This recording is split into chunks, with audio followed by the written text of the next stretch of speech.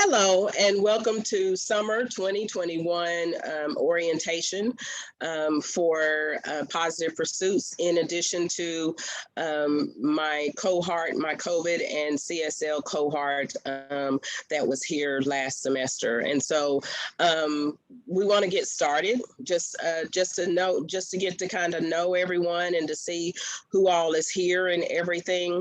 And so this is what I always ask my students to do is we're going to play or we're going to introduce ourselves and tell your superpower. So tell us a little bit about yourself, where you are in your education and everything. And so like if you're a BSW or if you're a foundation student or if you're an AGP or a concentration student. So let us know what type of student you are, and also what your superpower is. So what your superpower is anything that you come into this experience and into your education with. So a lot of people are good listeners, or just think of some of the things that your family members or friends have said good about you, or some of the things that made you feel like and made you explore or pursue a degree in social work. And so we want to know everyone's superpowers. And so whoever wants to go first can go first. Okay. And then after you go, then you have to choose someone else in the gallery. So hopefully everyone can see. And if not, I'll step in as needed. Okay, it's great to see some of your faces. You all were here last semester, and you all already went through this orientation thing. But thank you so very much for joining us, and we thank you for joining us. All right, so who wants to go first? I'll go first. Awesome.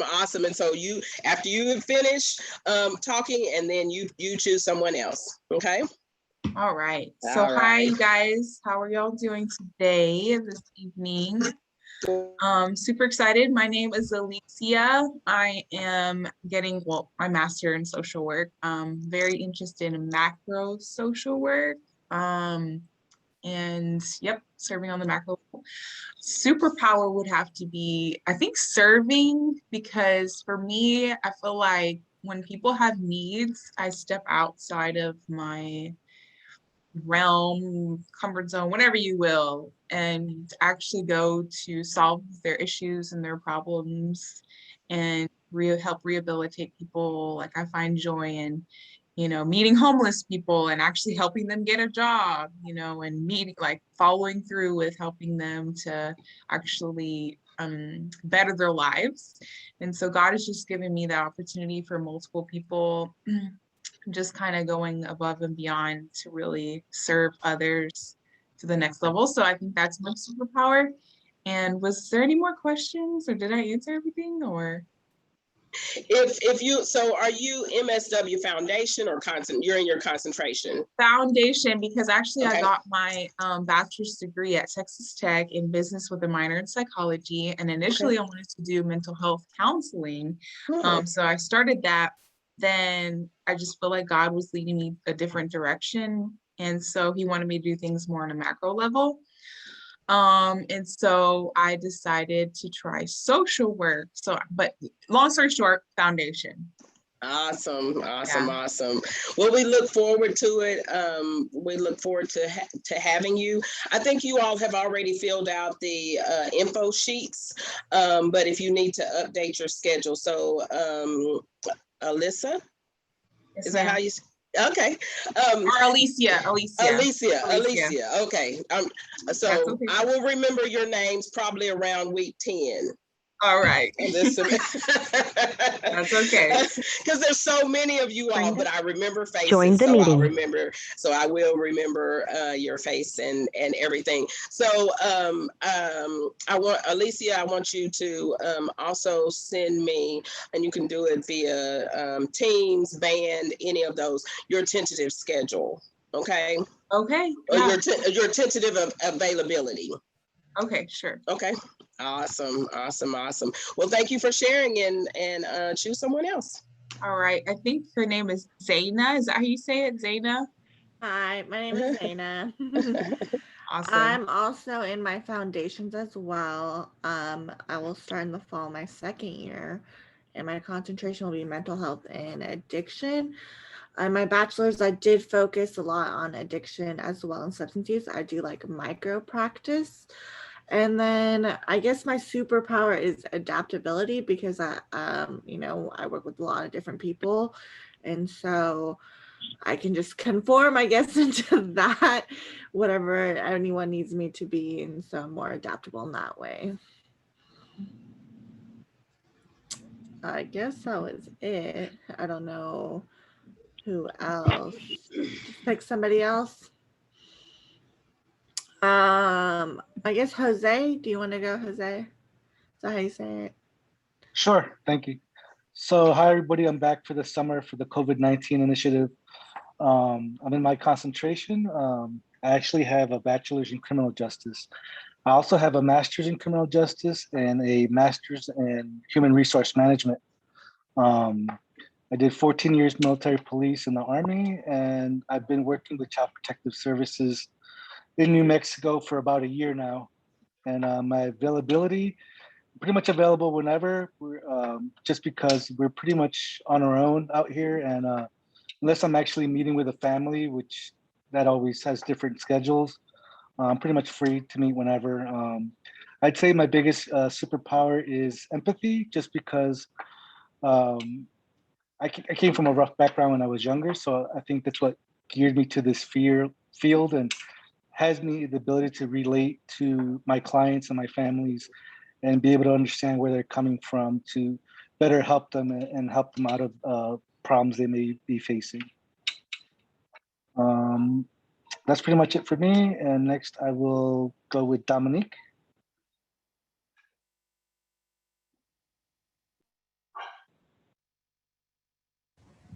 So let me see if my camera starts.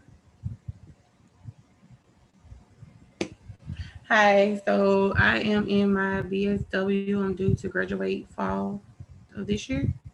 I would say that my superpower is giving because I'm always wanting to help and give back to others. Um, what was another question?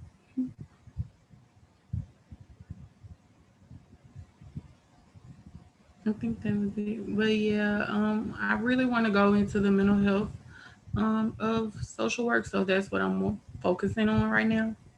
So yeah, that's it. Excellent, excellent. Yes, I was having problems with my mic, and so Dominique, if you'll pick someone else. All right, let's see. Jenny? Okay. Okay. Okay, can y'all hear me? Yes. Can you Mhm. hear me? Okay. I can't see myself, so. That's okay. Okay, so I'm Jenny Hendricks. I am in the last part of my foundation. I'm excited to be going into our advanced year this next year. I'll be doing mental health and substance abuse, hopefully with the VA. I don't know where that is with the UTA getting affiliated with the VA, but we'll see. I think my superpower is ADHD because I can focus on all kinds of stuff at the same time and really quick. I'm just kidding. I am empathetic and compassionate as well. So I think kind of like Jose, I am able to see a person's situation and kind of feel what they're feeling because I've been through so much in my life as well. So is that all that I was supposed to say? Okay, all right. And I hate to tell y'all, I'm on a stupid Chromebook and I can't see the list. So I don't know. Can you just pick somebody for me, Dr. Jones?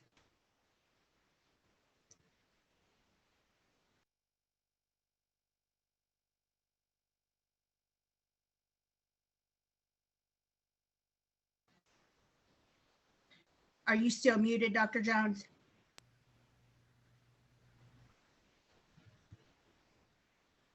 Sorry.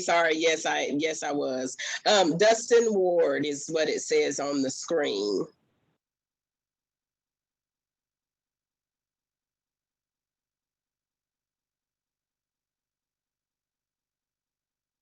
Dustin?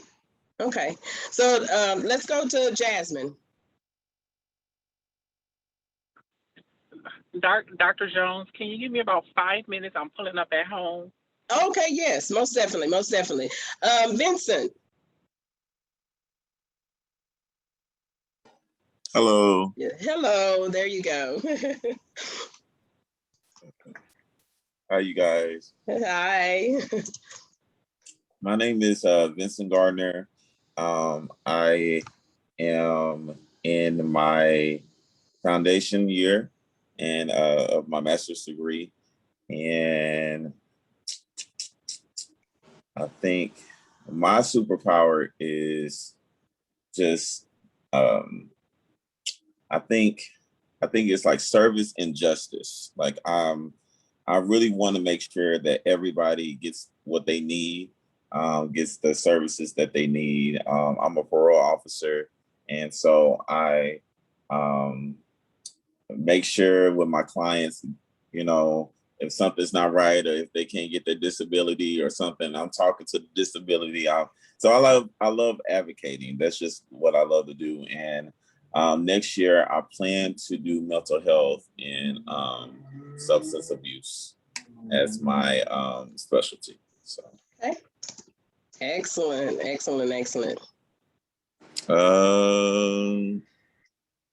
So I think we have Dustin. It says Dustin Ward, and then Lucille Tarver. So one of them. it's Lucille. Okay. Can y'all see me? Does it just come on? Yes, we can see you. Oh, okay. I can't see myself. So.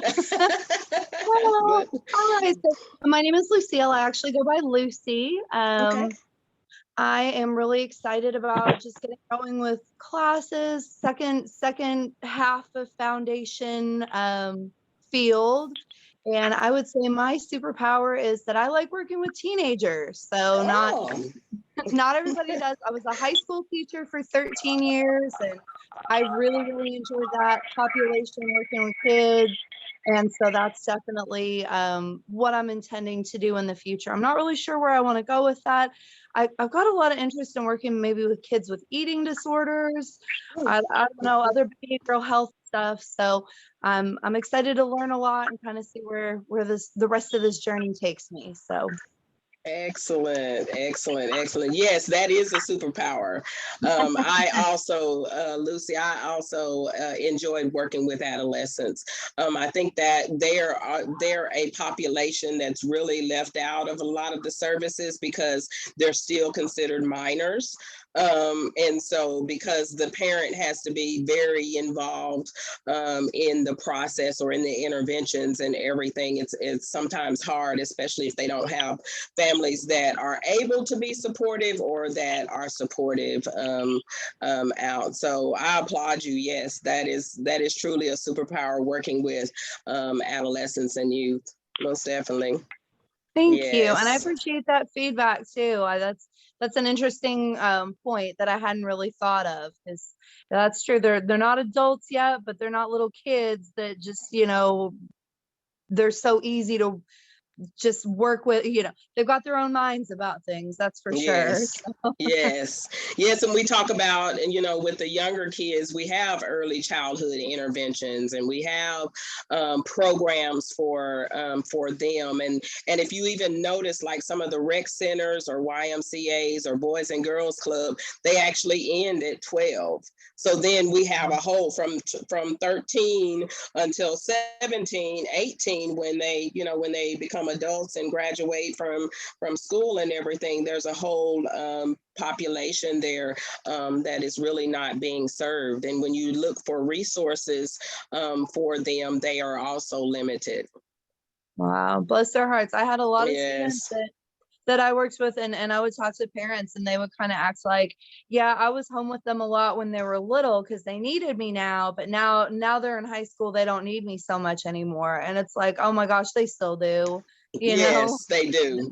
Even more so, because they're exposed to so much stuff out in the community and everything. So yes, most definitely.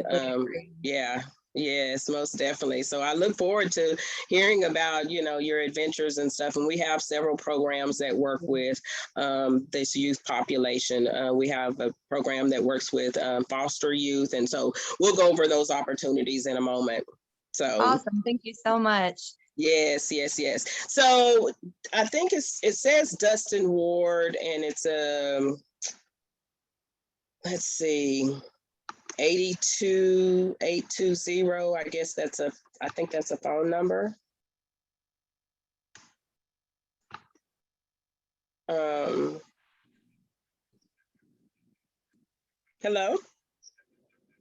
Hi, can you hear me? Yes, we can hear you. Yes, we we thought we had lost you. No, I'm here. I'm just having trouble getting my video going for some reason. You're quite all right. You're quite all right. You don't have to have the video. All right. So my name is Dustin Ward. I am in my second semester of my foundational internship.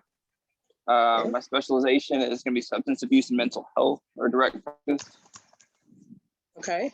I would say my superpower is probably, I would say, listening and pliability. I'm comfortable in most situations. And so I feel like that'll be beneficial in working in a variety of areas. Okay. Awesome. Yes, that is most beneficial. And see, all of you all have so many different superpowers. So I am so glad that we have the opportunity, whether it's your first or second semester, to be together and just really, like you see from and behind me, this is a field experience. So I try to give you all the experience in those hands-on experiences that you need to be successful in whatever area that you are. Now, not all of our placements would fit where you want to go, because there's limited substance use ones, because those programs are usually ran by the court system. A lot of times, and or license LCDCs and those different types. So I do have those contacts. So I will have an LCDC that comes and talks to you all about that opportunity. Those that are interested in the this mental health and substance use area. So if you're interested in that, stick around or check the Teams or the Band app, whichever one that you're in, because I have two different cohorts that's on here. So whichever one that you're in, check that for those times when you can help. I mean, you can get a chance to talk to an LCDC, kind of see how you can get your license, and especially with you already having a social work degree. Okay. So I look forward to that. Are there any questions so far? So like I said, I did post our agenda tonight, in addition to the opportunities and current projects that we have going on. And so act accordingly depending on what cohort you're in. So we do have weekly supervisions and everything, but let me share my screen again. I stopped sharing my screen because I was doing too much in there. I see, and yes, feel free to chat, put in the chat, and we'll go there in between something. I don't see the post. Can you repost it? Okay. Yes, it's the file actually, Jose. So I'm going to repost it in there, and you should be able to download it from there. But I will also post it in our Teams channel, and also our Band app for those that are with Positive Pursuits. Okay. All right, so I hope that that helps somewhat. So we talked about what your superpowers were and all of your superpowers and everything, and those superpowers you are what we call transferable skills. They are translated in the empathy, self-determination, empowerment, policy advocacy, all of the areas of micro and macro practice that that we as you all as social work students, myself as social work professional, and also for licensed social workers.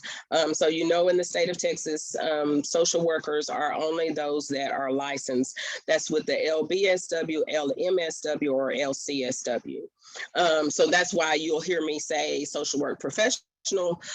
I decided to go the macro route, which there's no clinical license for that.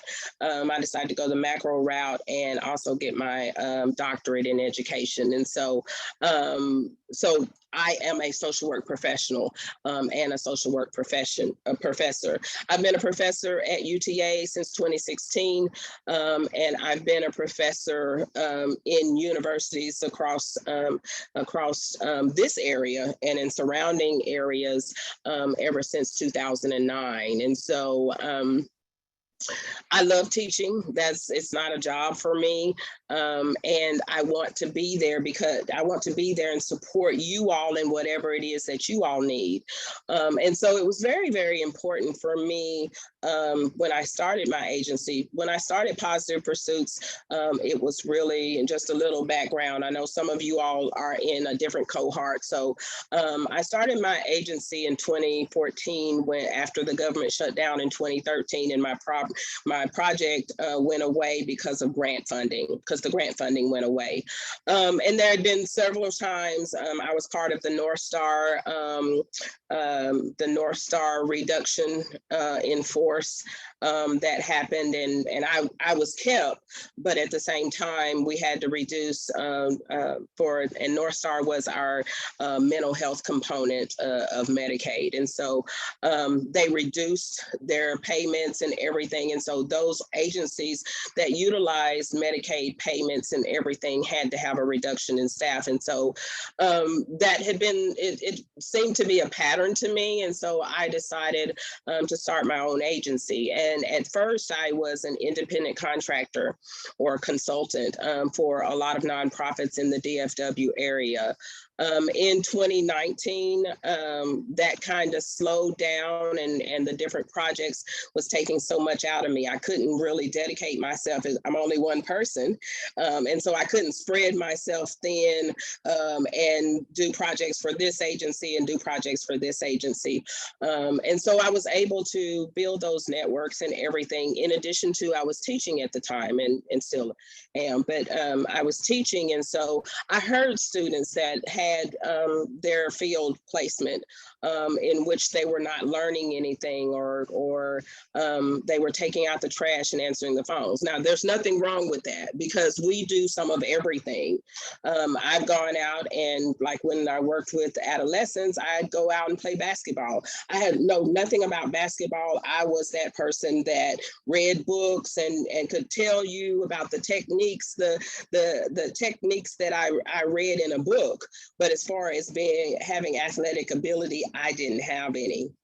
But I would get out there with my youth and everything, because really meeting them right where they were. So I was doing a lot of volunteering and different things, and hearing these stories or scenarios and situations from students. And so I decided to pivot my agency and start a field placement where I offer my agencies without a MSW or above supervisor.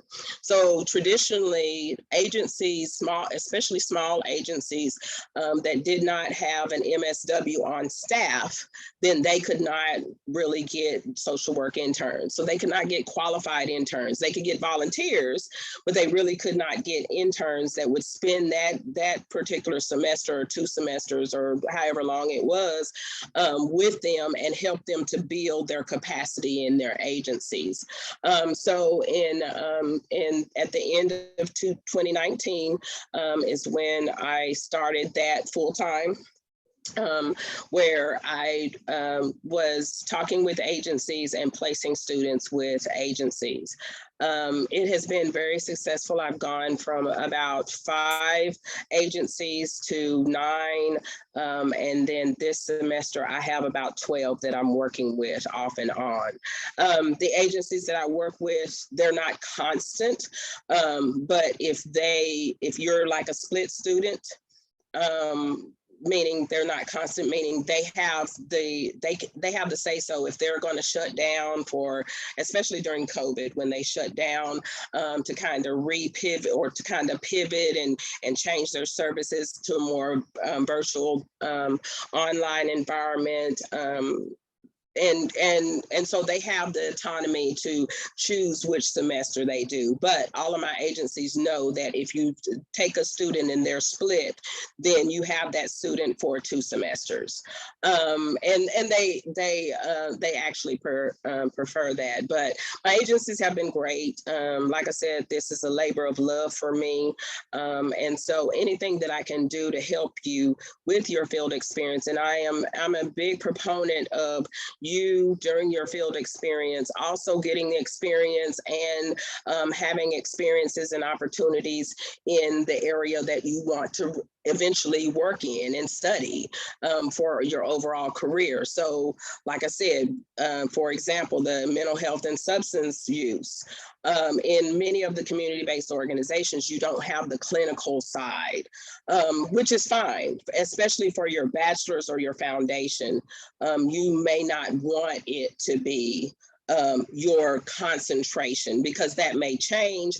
And then also, if you identify those organizations, you want to do that as part of your concentration or your advance, because then you're right at the edge, you're right almost about to graduate, and you're able to, a lot of times, those agencies that you intern with actually hire you or find placements for you, find a place for you and hire you on. So that's something. So this is just to give you a short overview of the field. So you all are responsible for checking in with the agencies that you are with. Plus, we have the BAND app that we use for Positive Pursuits, and then we have Teams that we utilize in which we post opportunities in the community.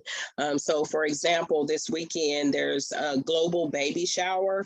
A couple of my agencies are partnering together, and there's a global baby shower that's happening this Saturday. I forget the time, but I did post it in BAND, or Latasha posted it in BAND, and it's also posted in Teams. So if you're interested in doing that, unfortunately, it is a face-to-face one. But they're having boutiques set up and vendors and them partner agencies and stuff. So I usually go out. This weekend. I'm grandma.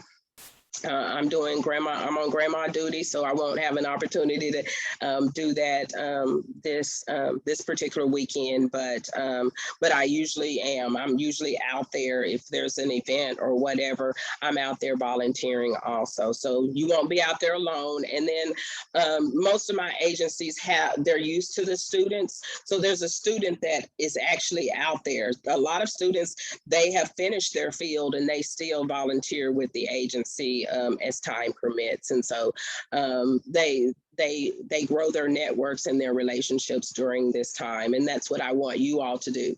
So not only concentrate on what the agency needs from you, and that's giving you that hands-on experience, but also what you're looking for. So research and policy. I heard someone talk about policy and someone talk about research and those different things. And so we want to explore that in addition to. So most of the agencies offer about 10 to 15 hours per week per person.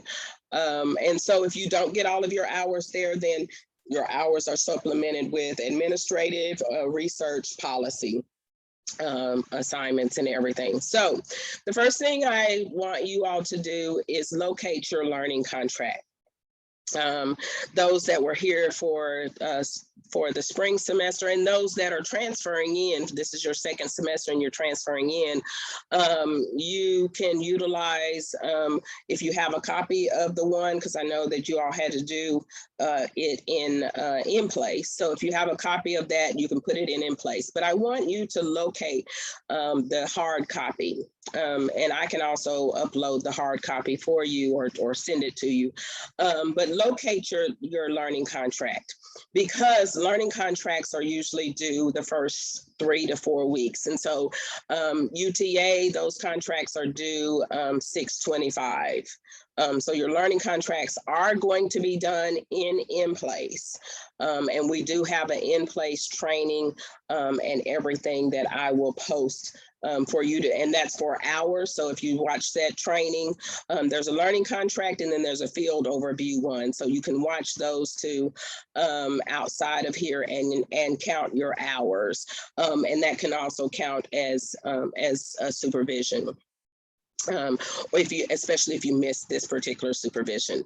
So locate your learning contract so you can start looking at those and viewing the video. So you have a paper copy in front of you as you view the videos, because the field, the learning contract video has a lot of different tasks and activities that achieve the competencies that you're responsible for achieving as part of your field. So that particular training has some examples of direct practice and indirect, so micro and macro practice ones. Did someone have any a question? I know this is a lot of information. How do you find a learning contract? So the learning contract should be actually on the website, and if not, then I have hard copies of them.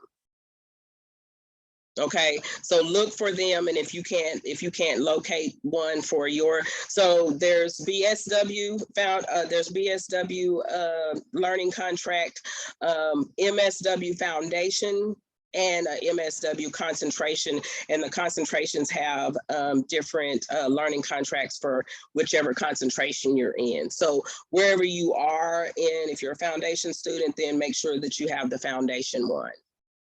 But you should be able to download them from the school website under forms, okay? Hopefully they haven't taken it down, but if you can't find it, just reach out to me. And Teams is preferred communication because right now there's like a 48 to 72 hour delay in emails. I get so many emails and all of my different ones, and you all are submitting things to emails and those different types of things. And so I usually don't check those, or my staff usually doesn't check those until later in the evening because they're doing other things during the day. So text me because I can answer you in meetings, and or Teams works as communication, and I can just send you that file, Vincent, okay? Okay. Okay, all right, excellent. All right, I don't think I've been added to the Teams chat. Yes, so Dominique, you are part of Positive Pursuits, and I know it can get very confusing. You are part of Positive Pursuits. So what we use is at Positive Pursuits, because there's different people, Positive Pursuits accept different students from different universities. So we utilize the Band app. Okay, I'm on the Band chat. Do I need to be on the Teams app as well? No, you don't. No, the Band, as long as you're with Positive Pursuits and you were placed with Positive Pursuits, then the Band app is what we utilize. But all the information is the same. We post it in both the Teams and that. So the Teams is primarily for the special projects team.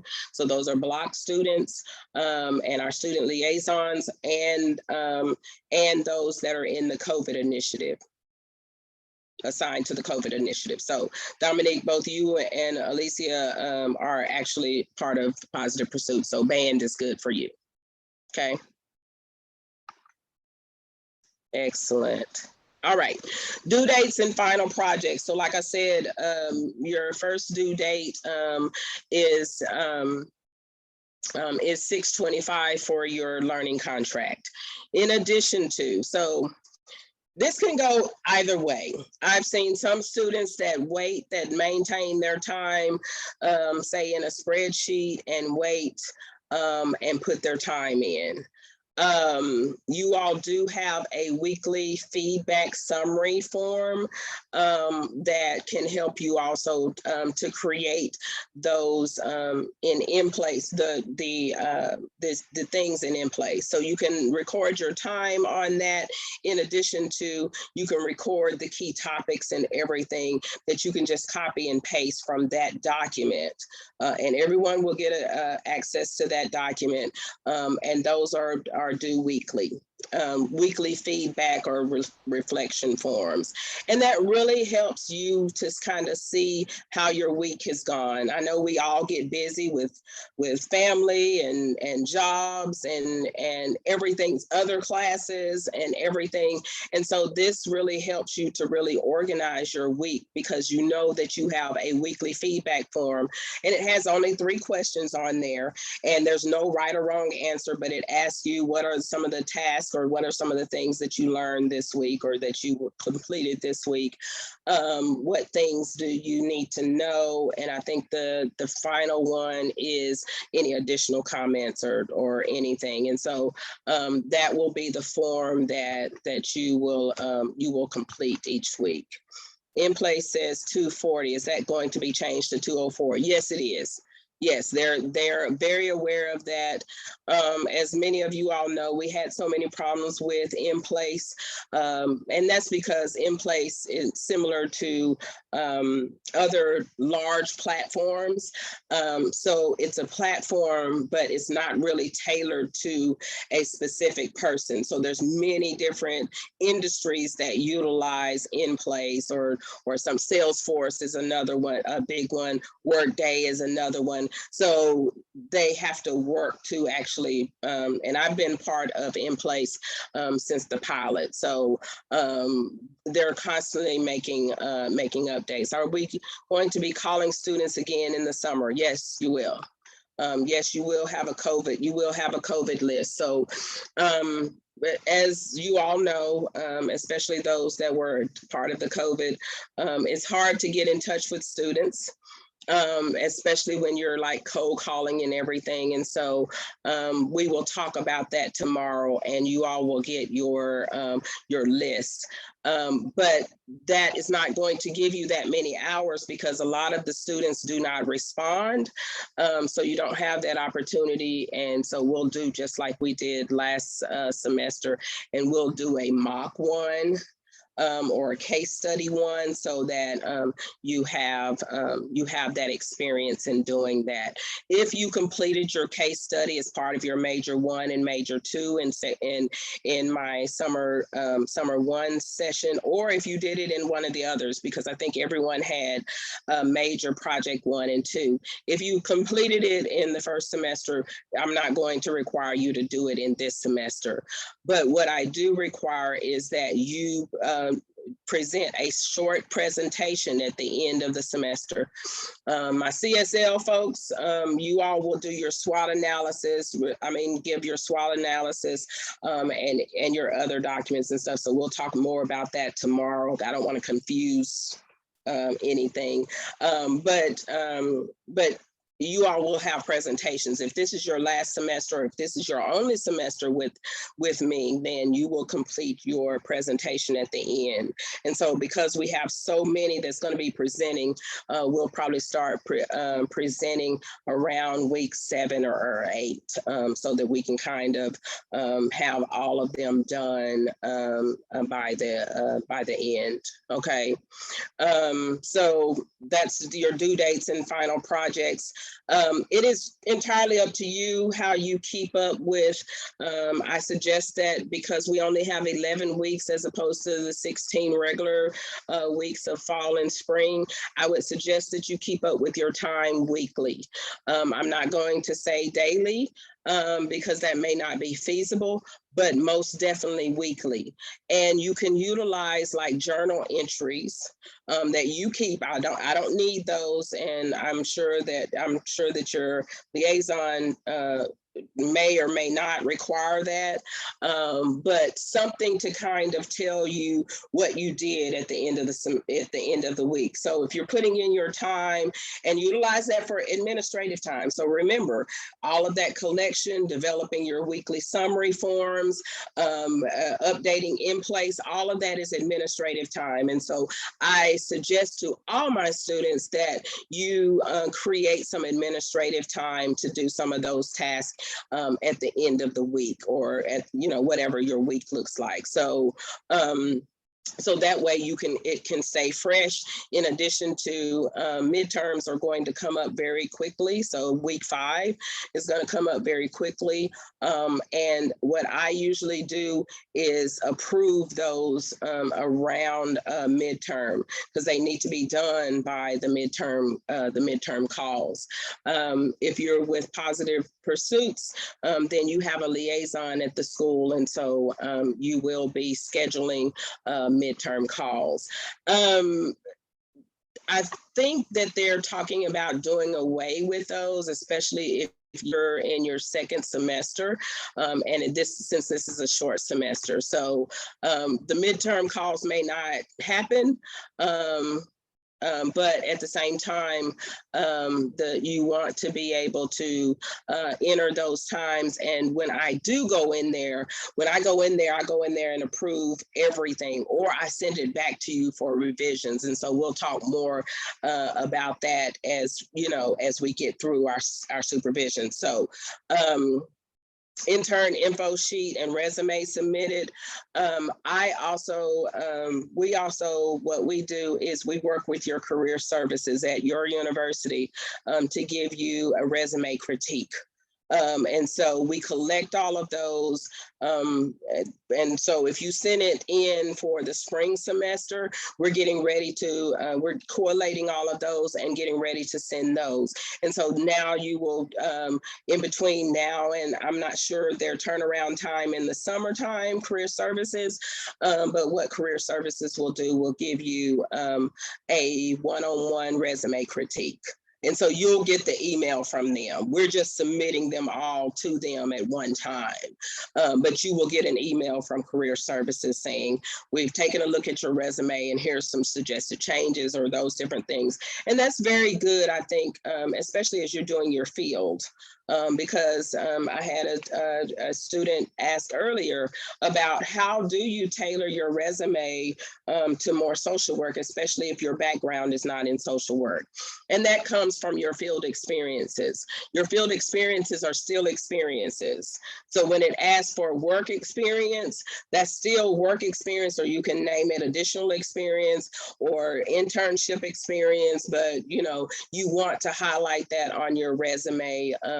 And in your like your summary, your professional summary and everything, completing, because that is a lot. You've completed by the end, you've completed at least 408 hours. So you want to make sure that you highlight that experience. And so we send your resumes in. Those that are in the COVID initiative, we'll talk more about this tomorrow, but you all have your individual folders in our teams. And so those folders are still there, so you can utilize those folders.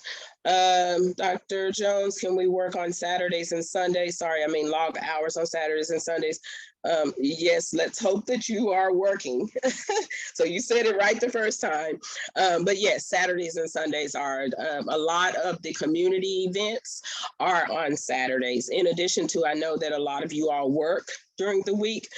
So most of your hours would be, a lot of your hours would be either in the evening after you get off work, or on Saturdays. There's not too many agencies that are open on Sundays. What I want you all to do is to just really map out your schedule. So how many hours do you need per week? So if you are a split student, you have 204 hours that you have to get within 11 weeks.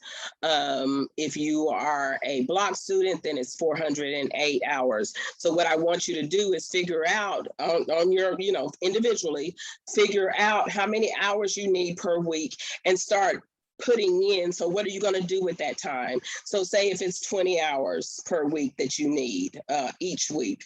So your tentative plan, and this is just a tentative plan to help you kind of organize some things, is that you will spend 5 hours on trainings and webinars and increasing your knowledge around that. You will spend 5 hours doing research. You will spend 2 to 3 hours doing working on policy. You will also do special projects for 5 hours or do community events for 5 hours. So really map out your week based on how many hours you need to get to end. So I think it's August the 12th is the last day of class, and you have until August the 17th is the last day that you can get your hours. And also make sure that you are attending one of the supervisions. So I have 2 on Wednesdays. Wednesdays at 10 a.m. Via Zoom, which is this Zoom link, the same Zoom link, we use it throughout. And then at 6 p.m., 6 to 8 p.m., or usually 6 to 7 or 7:30, but 6 to 8 p.m. On Wednesday evenings. And that's via Teams. And so let me know if you need access to either one of those. Okay, I have someone else in the chat. 18. Oh, is that how many hours that you need per week, Jennifer? For the week. Okay. Yes. So then you would break up those 18 hours based on what you plan on doing. So like I said, this is a tentative schedule based on your placement, based on you doing resource development or whatever it may be. You want to fill in some of those times with some of those tasks with some proposed times. Okay. So I have a question. Uh-huh. So I'm hoping I've been interviewed, I've got my drug test and everything for behavioral interventions, working with autistic children. And they are going to be putting me through the 40-hour RBT training. Yes, that counts. Is that what you were asking? Hello?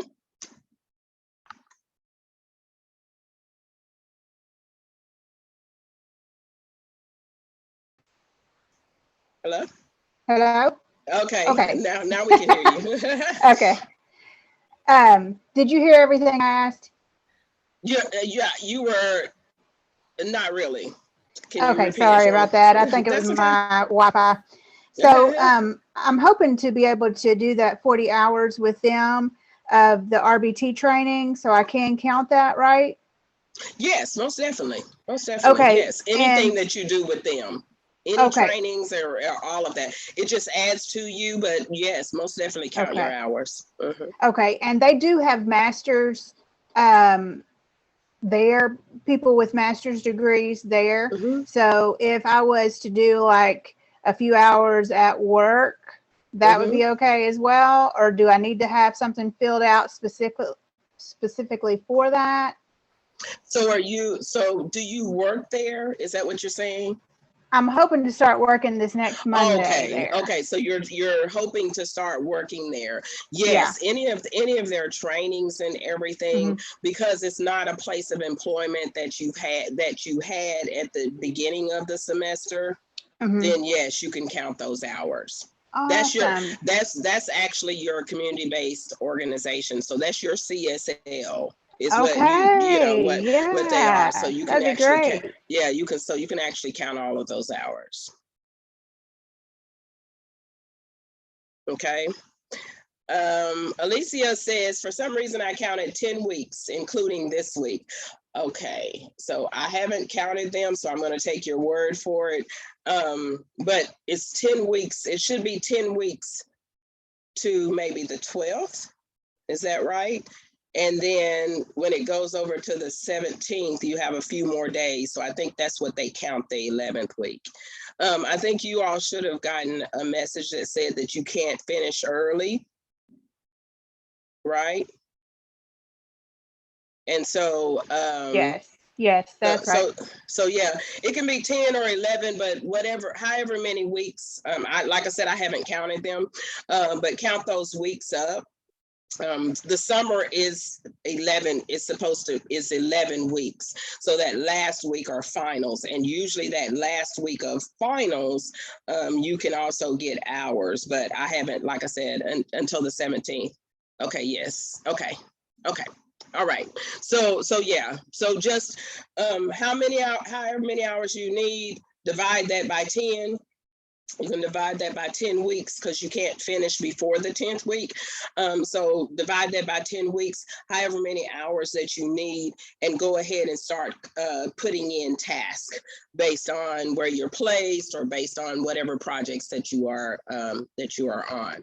And that's also how you will complete your learning contract. Your learning contract, the tasks and activities are really dependent, and the field office has expressed that they want detail. So even those that did it in the spring, you need to revise that for the task that you're going to be doing this summer. Now, I know you won't know the totality of the task, but what I want you to do is really orient yourself to what you're going to be doing. So if you're with an agency, orient yourself, look them up. You can look them up through GuideStar. You can also look them up through their websites. Most of them have some type of websites or Facebook or some type of social media presence.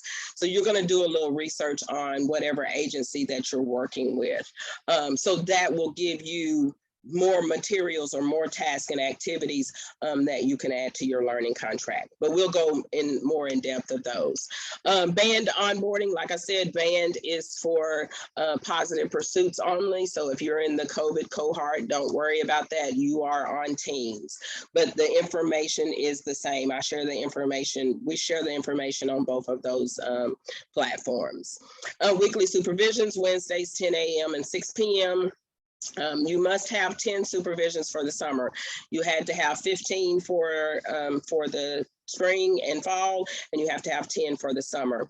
I don't take attendance, but they have asked us to, so that we can be more responsive to you. If you really, if you stop coming to the supervisions or stop communicating, say week 3.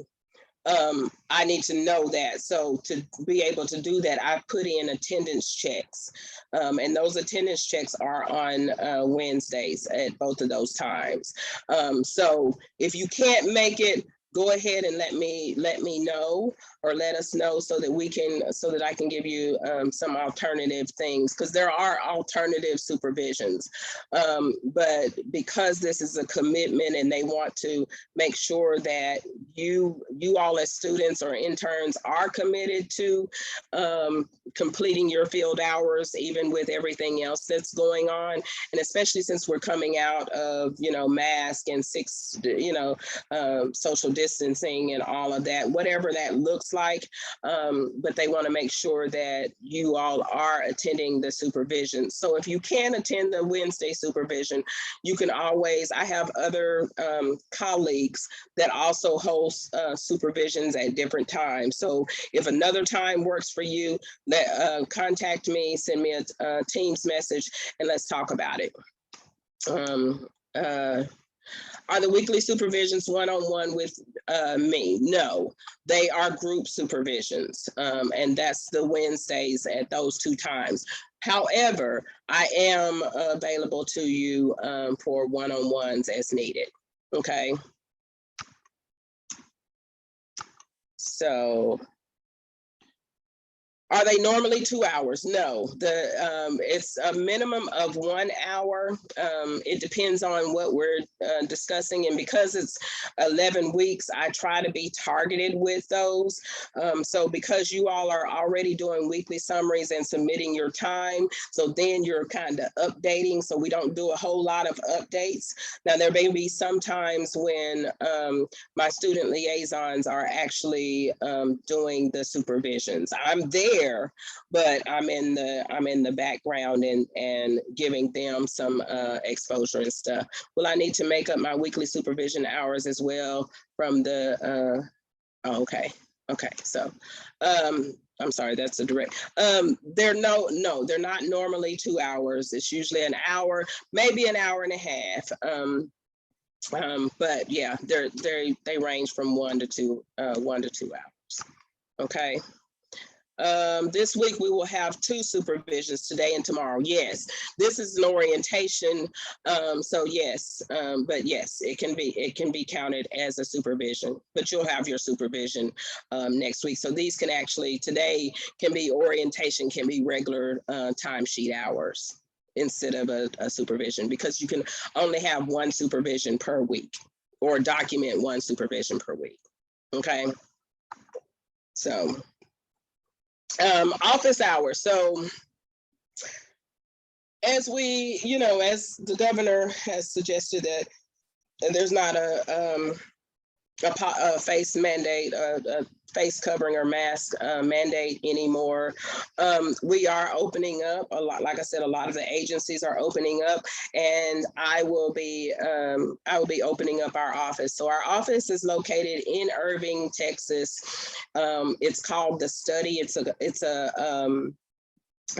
a community, it's a working community, a workspace community space, but we have meeting space and those different things. And so you will be able to social distance. So I will be in the office on Tuesdays and Wednesdays from 10 a.m. to 4 p.m. And please schedule, some time, but you can also just drop by if you just kind of want to see the space and everything. And then we're going to have work day Saturdays. So I'm looking at maybe having 1 or 2 per month, depending on schedule, but that's when we come together. We look at current projects. We look at what you're working on now. You may help with current projects or whatever, but we basically have a work day. Those are usually fun times on Saturdays where you can get some hours and have some fun at the same time. So we talk about the different projects. We brainstorm. You can also bring specific scenarios and different things. And that gives us an opportunity to meet face to face. And so, like I said, Tuesdays and Wednesdays, I will be there from 10 a.m. to 4 p.m. And Saturdays, I will be announcing those on both of the platforms. Okay. Intermediate projects. So as you're waiting to get placed, because there's so many of you all, if you still need a placement, that usually takes place like week 2. So by next week, you will have a placement. But in the meantime, to gather hours and everything, we have trainings, which I will post to both.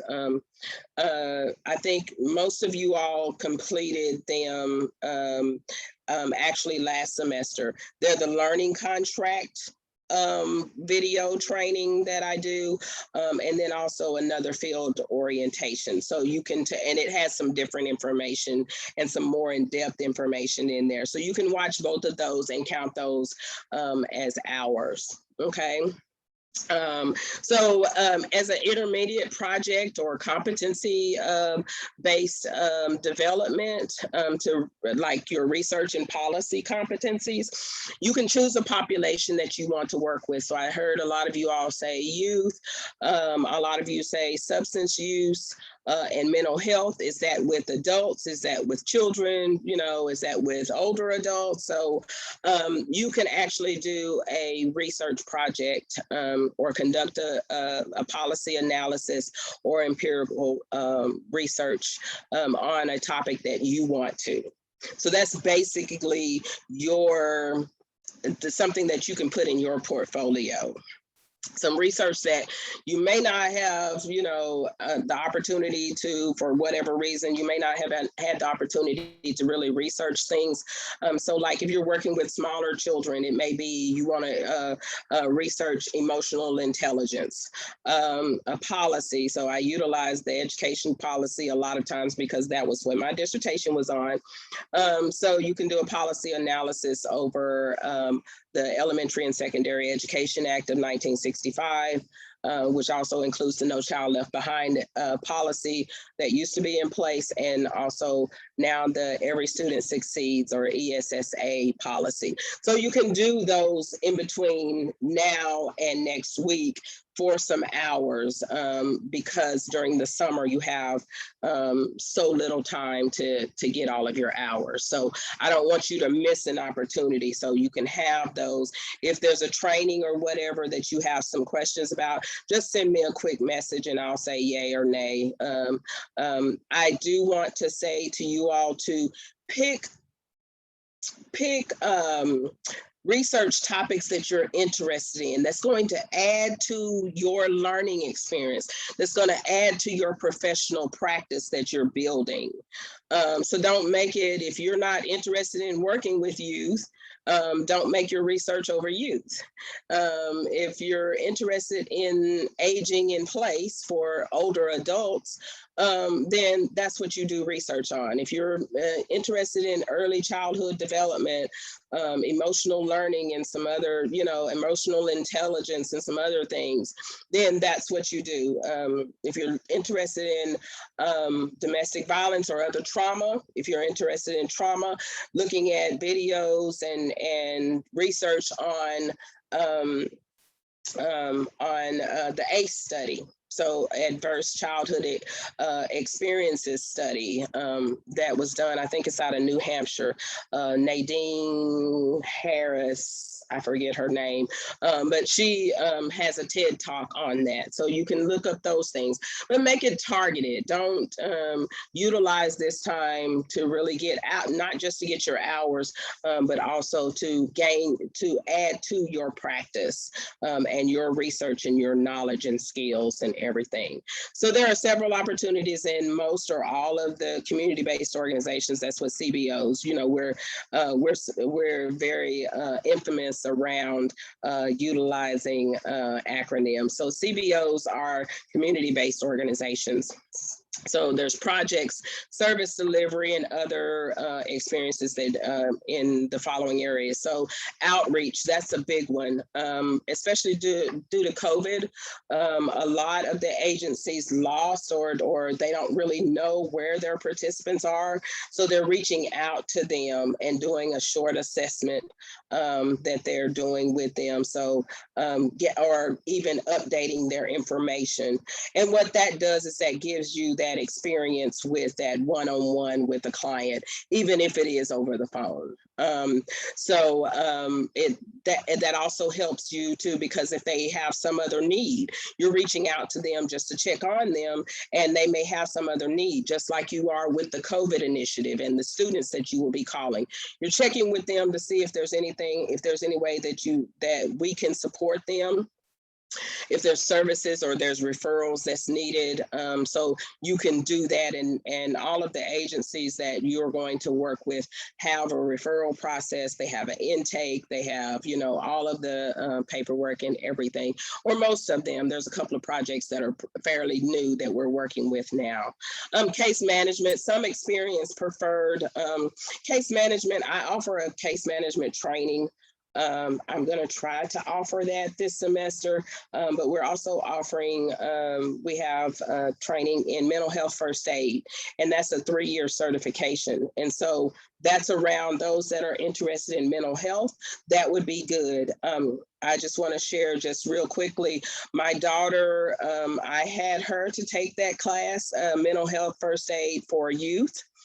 And when she went to her interview, and they were curious about that certification, and she was able to tell them that that certification prepared her to work with youth and to de-escalate crisis and high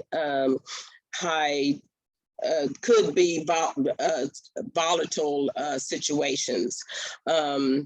And so she got the job, and that was one of the things that they said that really made her stand out from some of the other teachers, or because she has a degree in math. So that's what really made her stand out, was that she would be able to de-escalate a situation in working with students because of that certification. And it's a 3-year certification. So there's a small charge only for the materials and stuff, and for you to have that certification. So one of the student liaisons will be sending out the next upcoming one. And if you signed up for it for the spring,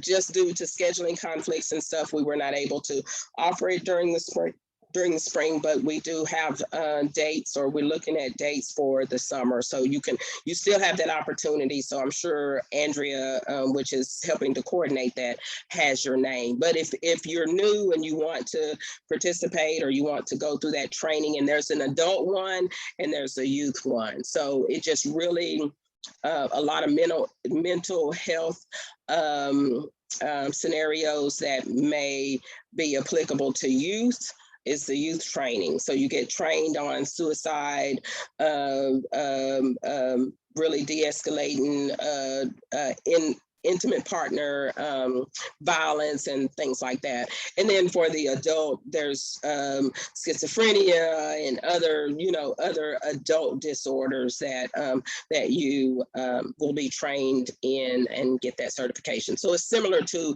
a CPR certification that you would get.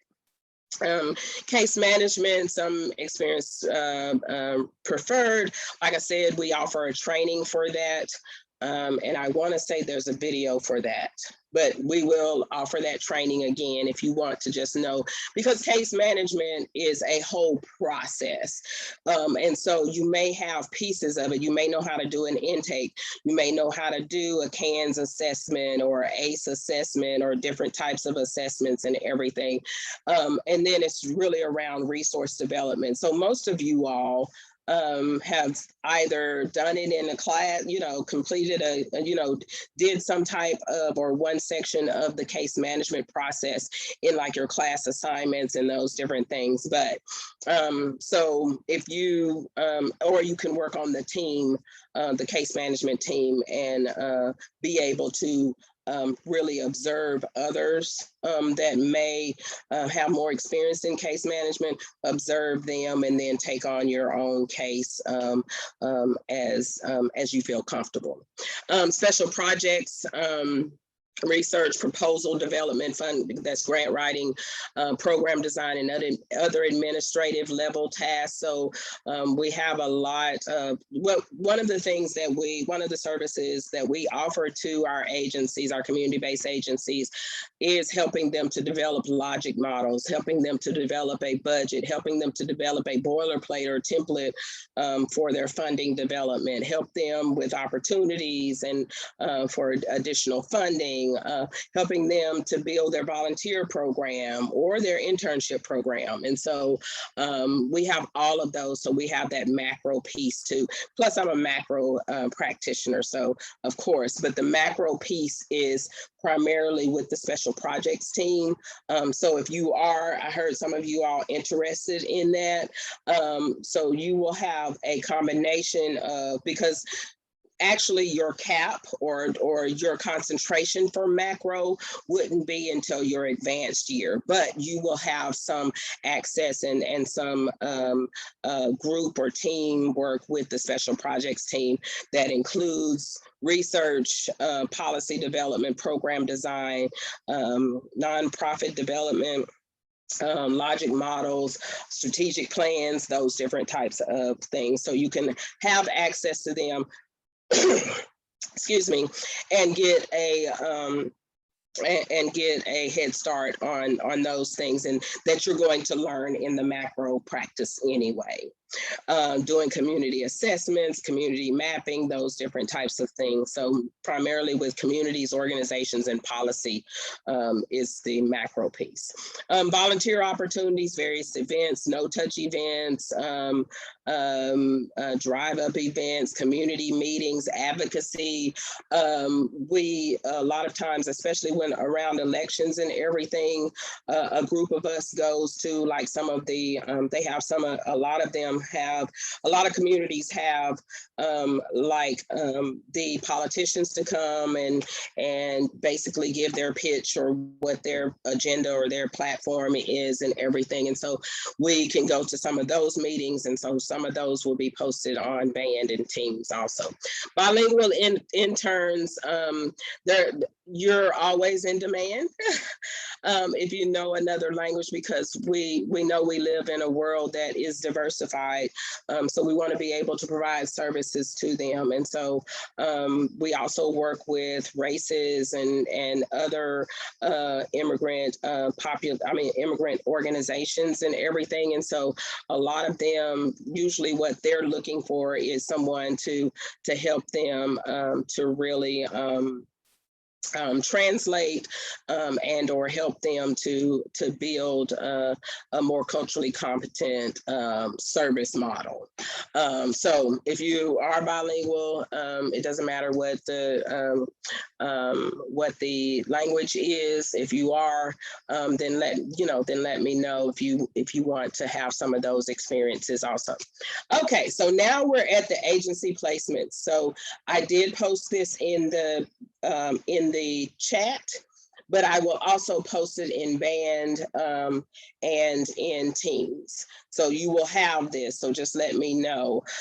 So agency one, and I don't have my agency's names on here just for proprietary, but you will get all of the contact information and everything for each of the agencies. Are there any questions while we pivot for a moment?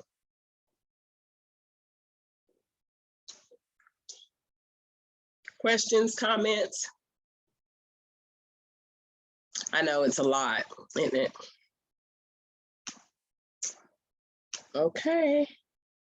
Okay, so agency placements. The first agency is a low-income community. It's a community center.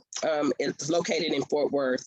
They develop resources. They have community members, so they have times where they do assessments, intakes and assessments for the community members and help them to find. So they have their case management process. Their whole case management process is with a third party or with an outside external partner. And so you will be working with that partner and that agency, but they're located in a community center in the Fort Worth area. So, and they have children and families. Is their primary population. But that's an opportunity for you to get some experience and or to further study or see what resources are out there. So yeah, they need one or two people. New staff is currently in orientation, so you probably won't start until like next week or so. It's about 10 or 15 hours per week are available. Their hours of operation is 9:30 to 6:30. And actually I think it's 7 through Tuesday through Friday, and then Saturdays 11 to 5. A few weeks ago they had a COVID vaccine drive at their community center. So like I said, it's located in Fort Worth. It's a great agency. They're growing so big, and so if you're interested in that opportunity. Agency 2, the population served are women currently in or formerly in the CPS system. This is a unique program that when I met them, they've been with us for over a year now.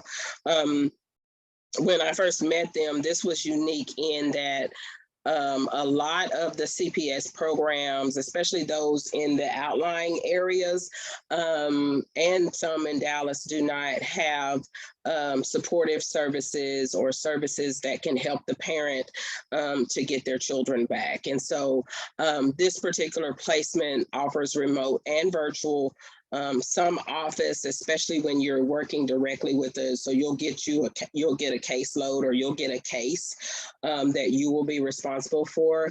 There's already interns that are there, so you're not going to be going in there just cold turkey. So the task or experience is preferred.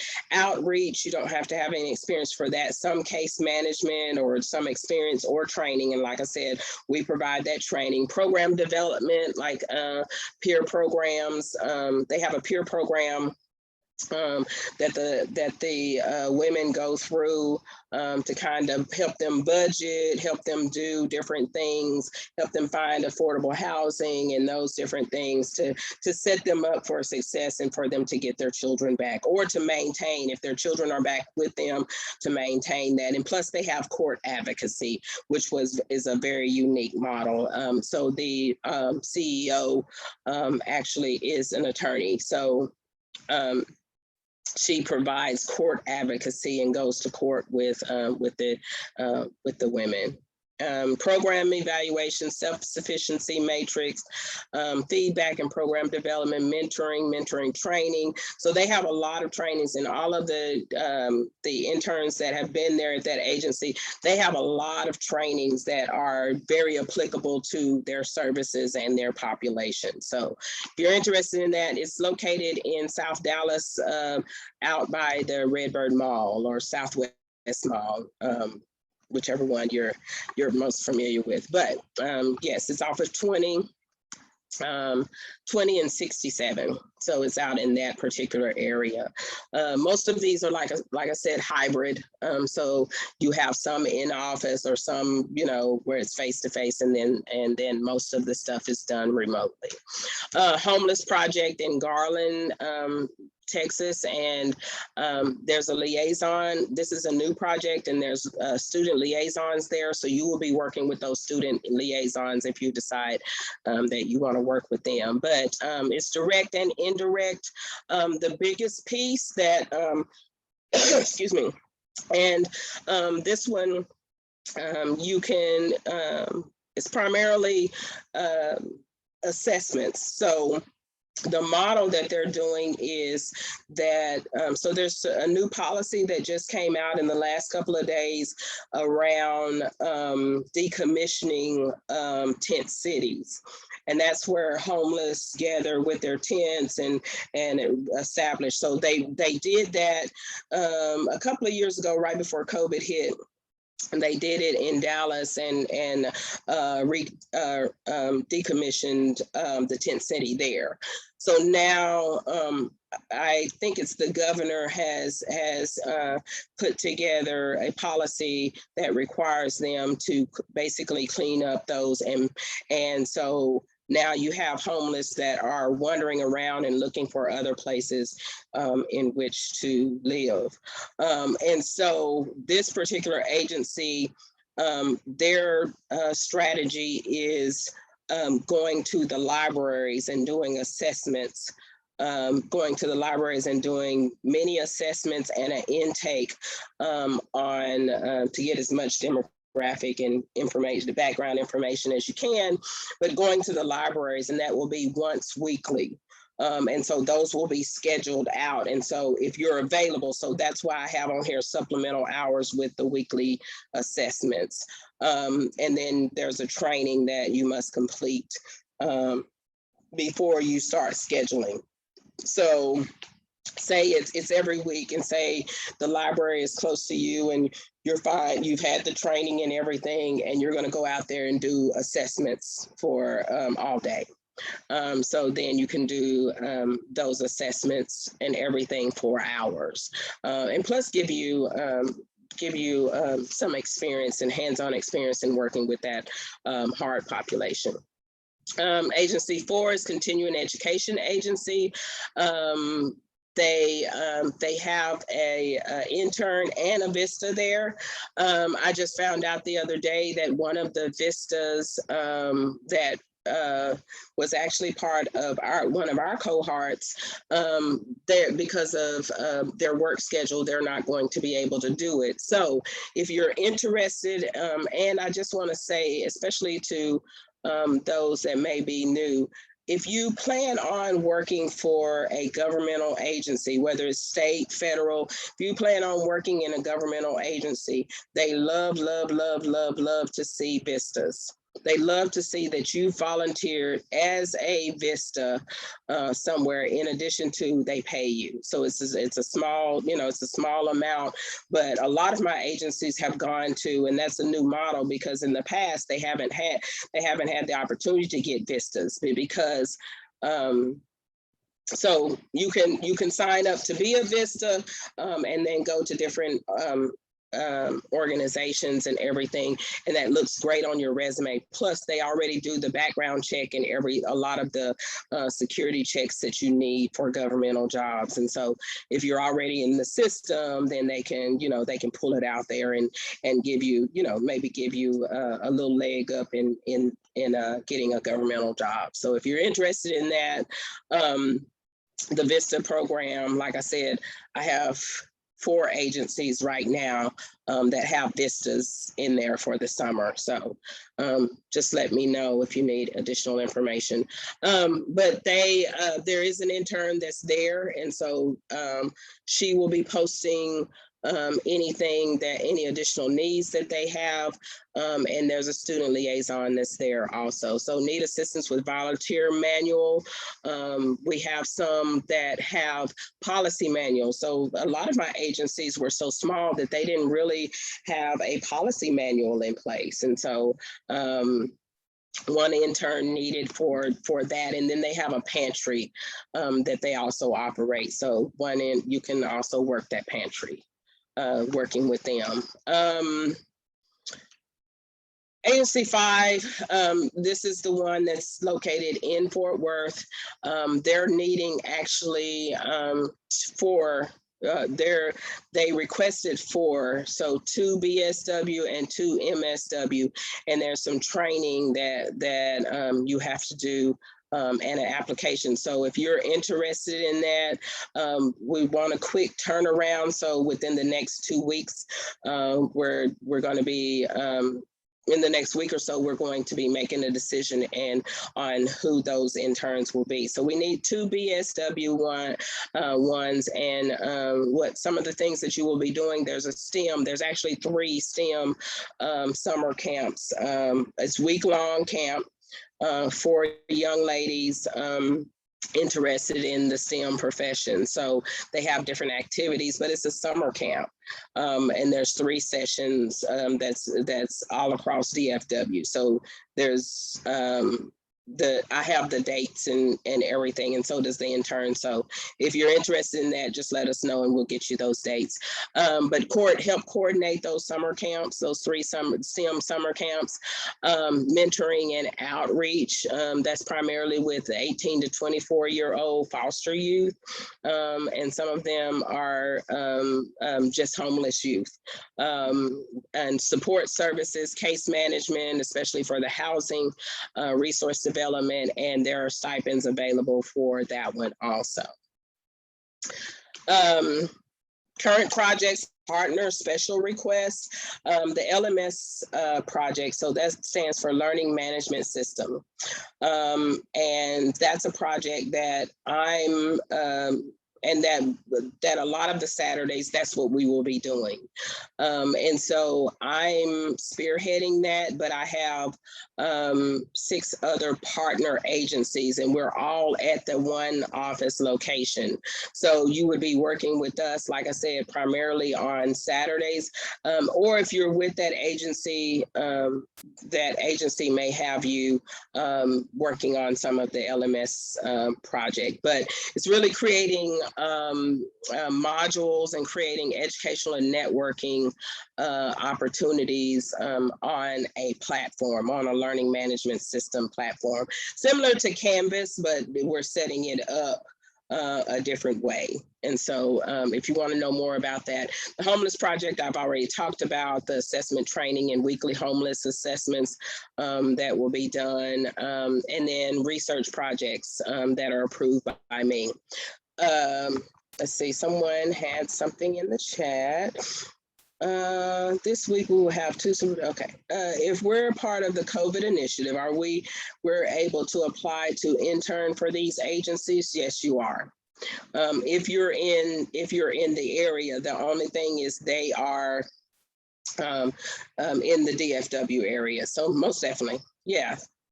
Yes, and in addition to if they have remote activities and stuff, you can still be with them, because I have a couple of agencies that's purely remote. Yeah, but most definitely, Lucy. Yeah, so kind of look them over.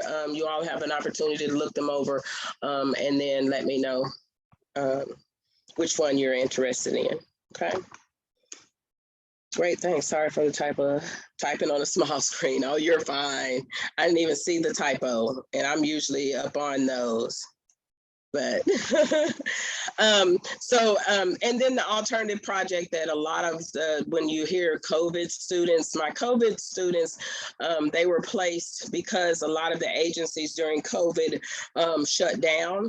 And so they started a COVID initiative. And what that is the COVID initiative is really contacting students. So you get a caseload or a student list, and you're responsible for making contact with that student. If you get in contact with them and they want services, so you give them an informed consent process, you do an intake and you do an action plan with them, and then you make referrals as needed. So it's really providing support and services and resources to students of UTA. So that's a UTA. That's a UTA project, is COVID initiative, and a lot of you, I think Lucy and maybe someone else are new to the COVID initiative, but most of you all did the same thing in the spring semester. So you are part of that. So you'll be doing the same thing this semester. You'll just have a different caseload or students. So as a part of the COVID initiative, I completed a fellowship program in 2020. Yes, okay. In fall 2020, I completed a fellowship program with the Community Service Learning.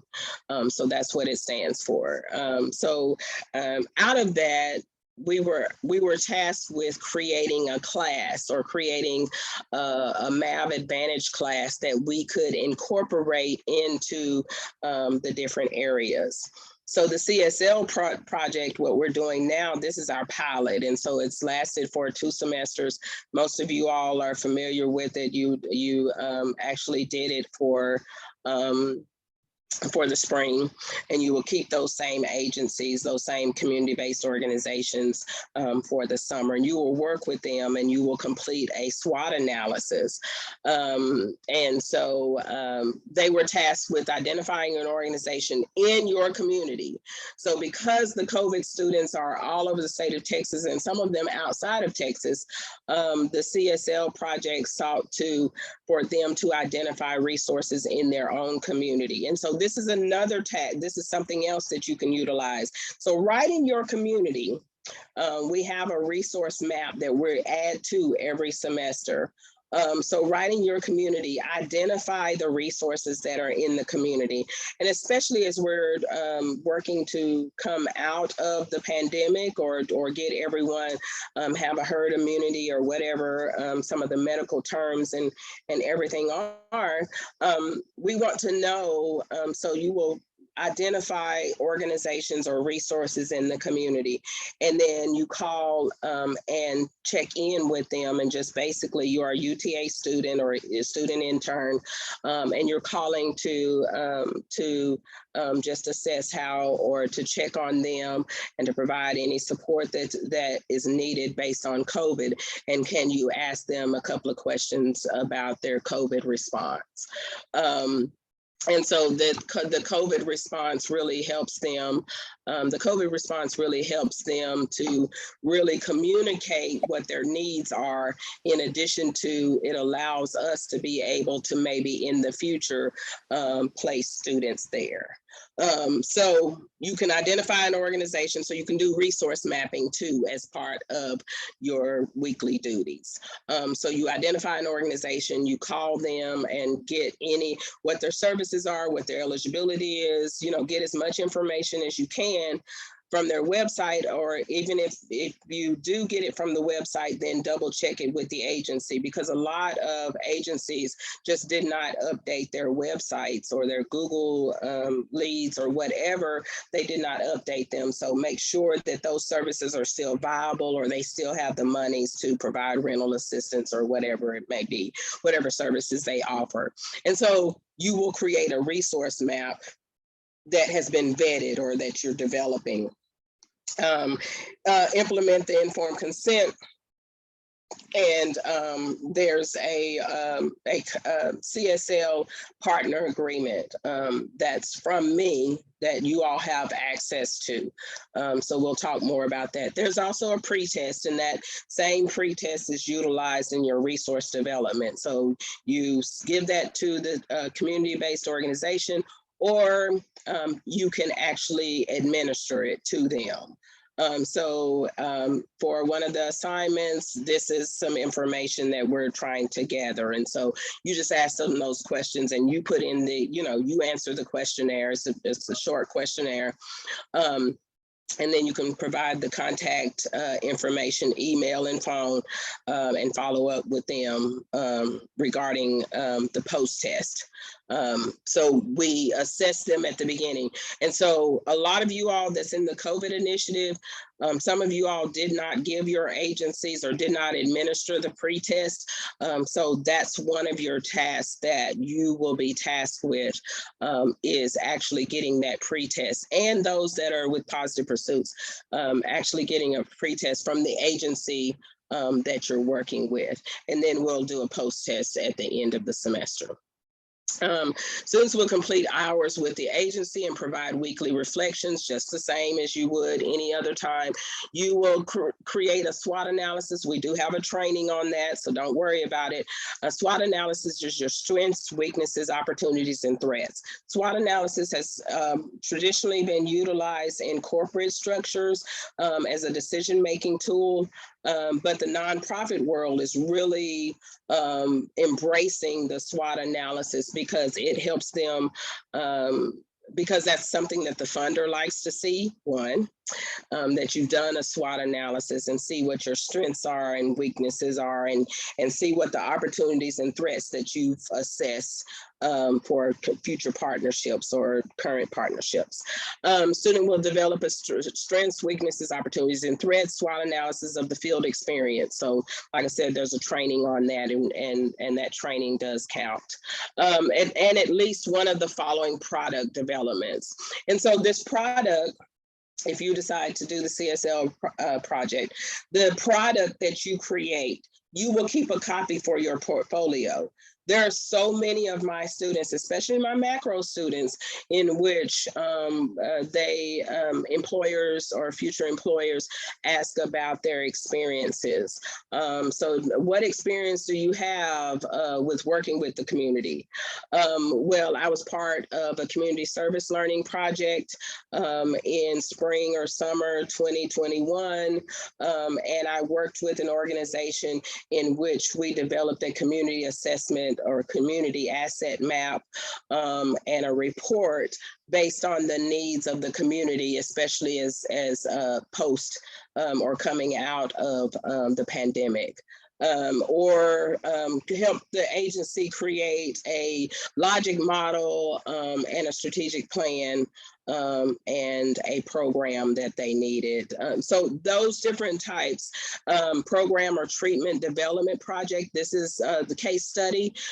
Those of you all that are interested in micro, the case study is always good because it gives you basically a client, and I do have case studies that you can utilize, or you can utilize a client that you know of or that you're currently working with, and create a case study where you're going through the intervention stage. So you're going through the engagement, planning and development, that's their IEP plans, that's individual developmental or individual education plans, or whatever those may call, different agencies call them different, but you can do a case study. And so then if you're going for a micro job, then you can say, I completed a semester-long case study on a family that had trauma and had and one of them adults in the family had some mental disorders or, psychiatric disorders. And so then you're incorporating your DSM-5, you're incorporating some of those clinical services and everything. And then you can also do research policy or data collection projects, strategic planning, policy and advocacy, grant writing, those different things. And then you have the end of semester presentation. So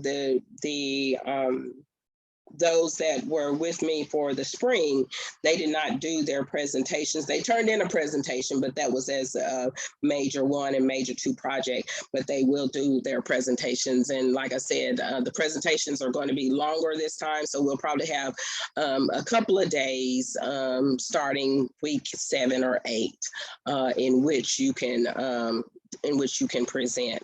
And that also all the partners that we work with and all the agencies we work with, that's all your presentations also give you an opportunity to thank them for sponsoring you, for giving you the opportunity to work with their agencies, because my agencies and all the agencies, they're really opening themselves up to us. And I've only had, one instance where I've had to pull a student from the agency and everything. But this also gives you that opportunity to work with someone, to interview with people, to go to community meetings and so many other things. And so you want to also include a slide on your final presentation as a thank you to whatever agency or whoever you were working with. All training will be provided as part of orientation and in weekly or bi-weekly training sessions. The training sessions are mandatory and count as part of the hour requirement. And those were trainings that is in particular the SWOT analysis training, and we also had a community assessment training. So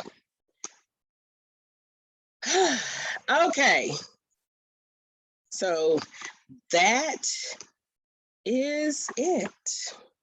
And my throat is dry and everything. So questions, comments?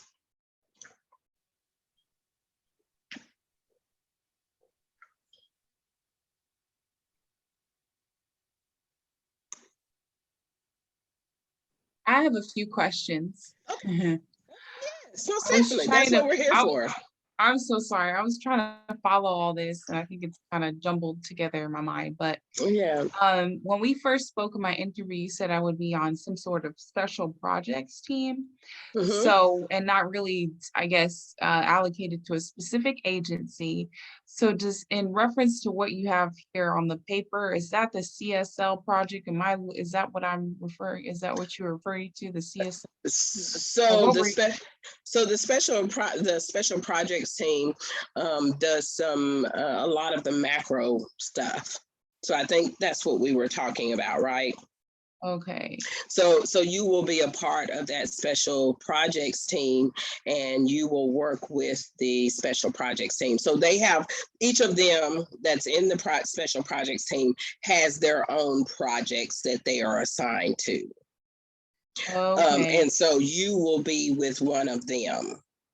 Okay, so I can disregard kind of the different agencies and then Yes. all yes. this other stuff here.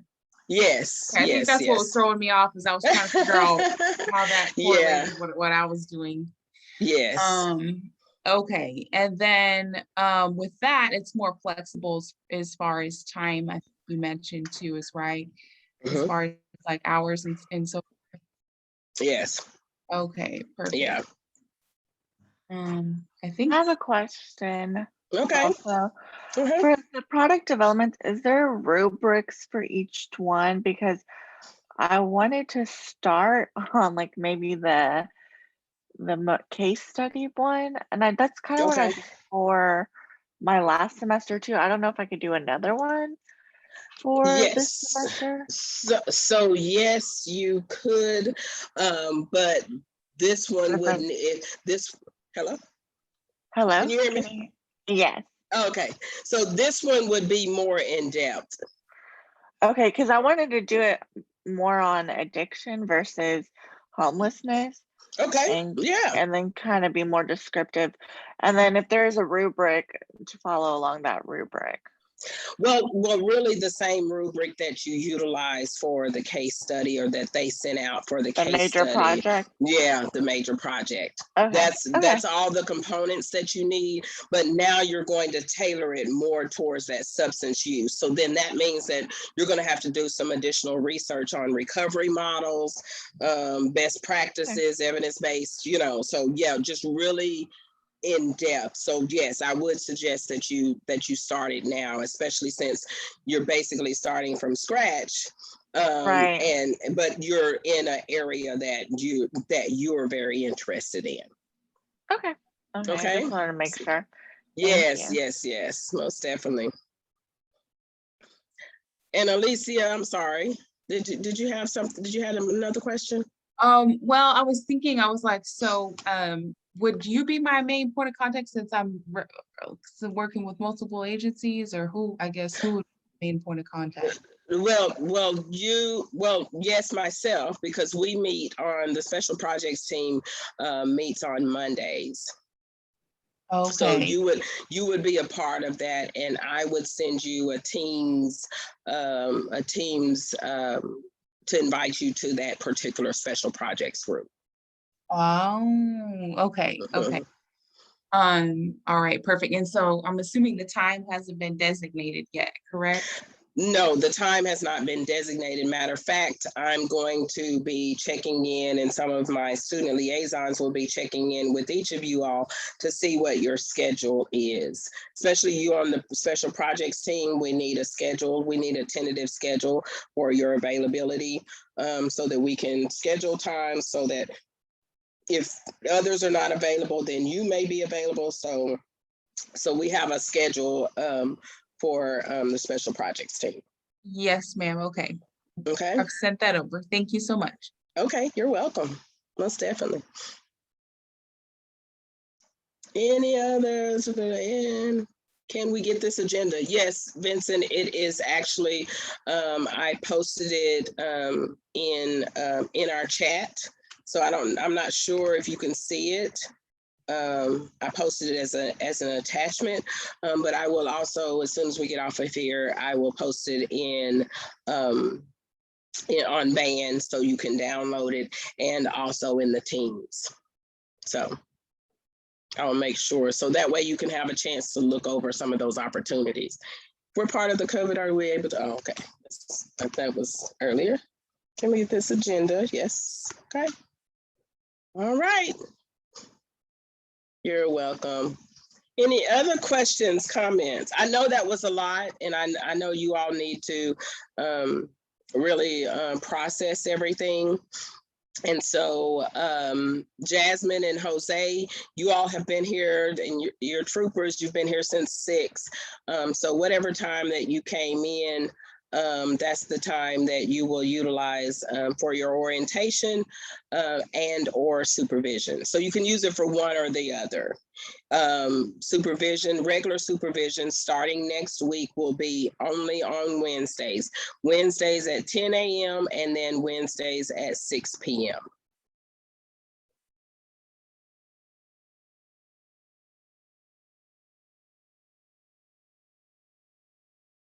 So it changed from 6 p.m. to from 7 It can't p.m. to change 6 from, p.m. yes, yes. Okay. Okay. Yes. I just want to make sure I was. Yeah. Yeah, I needed to, make it a little earlier this summer. And then during the spring, I have to have some time in between. I realized during the spring and stuff, I had most of my evenings, Monday through Thursday, most of my evenings, I had either a class or supervision. So I want to be responsive to everyone. So to do that, I had to, make a few minor changes, but it's still on Wednesdays. So Wednesdays are still dedicated to you all. And like I said, in between there, send me a text message, send me a Teams. You all know, especially those that were here, that were with me last semester, you all know that I'm very informal and very open and engaged with you all. So and you all are here to help keep me straight, because I have this semester I have about 48 students, and that I am field liaison and field supervision. Who do I give my availability to? It should be, if it has changed, if you turned in the info sheet, it was on there, Vincent. But if that has changed, or if you have new availability, if you can, let's see, what is the best way to do that? Oh, just send me a band message. I think you're in band, right, Vincent? Yes. Okay, yeah, just send me a band message. Okay. Okay, thank you. Yeah, and that helps me to schedule like those Saturdays. That helps me to, and you all, you all have some accountability in field also, because you want to remember that this is your education. So reminding me of conversations that we've had, because I'll never remember, any tasks that we talk about in a group meeting or in a one-on-one meeting. Make sure that you're writing down notes and those different types of things, because I won't remember all of that. And I have notes everywhere. Now I keep the notes, I do, and tasks that I need to complete. But this is, think of this as your, if say you've never had a job. I know most of you all, or all of you all have or do have jobs, but think about this as a new job. That you need to complete a project within a certain amount of time, whether that's in 2 semesters, whether that's in 1 semester. But you want to make sure that it's most productive. And make sure that you get what you need out of it. So that means that communication is very important for me. So I think one of my pet peeves, and I don't have many, right? Very laid back, but one of my pet peeves is that you wait until the middle or end of the semester and you haven't gotten what you need. But you have also not communicated what it is that you need from us or from me. So make sure that you're, staying in communication and everything. And we're going to have a great semester. I'm just totally convinced that we're going to have a great semester. And thank you all so very much for choosing Positive Pursuits and myself to help guide you through that. Okay, so this wraps up our new student or new intern orientation. Does anyone else have any questions? Comments? All right, so take a look. I'm gonna post this agenda with the agency placements and the projects, and just send me a quick message about which one you are interested in, and I'll make those connections and everything. Also, there was one that I think I left off. Lucy, that when you were talking, I have one. I have a after school program that but you want to work with adolescents. Never mind. That after school program is for younger adults and everything. So Gotcha. You got me all excited for a minute. But I have, Thinking of me. yes, and I mean, as all of you all were talking, I have these flashes of different things, but there's a lot of Texas Workforce has a adolescence program, I think for like 14 to 16, and what they haven't been able to find agencies. So we have a liaison over there too. So we'll find something for you. That's a great fit. Sounds great. Thank you so much. All right. Well, if there's nothing else, have a great rest of the, yes, have a great rest of, you're more than welcome to join us tomorrow at 10 a.m. via Zoom or 6 p.m. via Teams. Let me know if you need either one of those links, okay? And see you all soon. Thank you. Have a great week. Bye. Have a good night. Bye. Have a good night.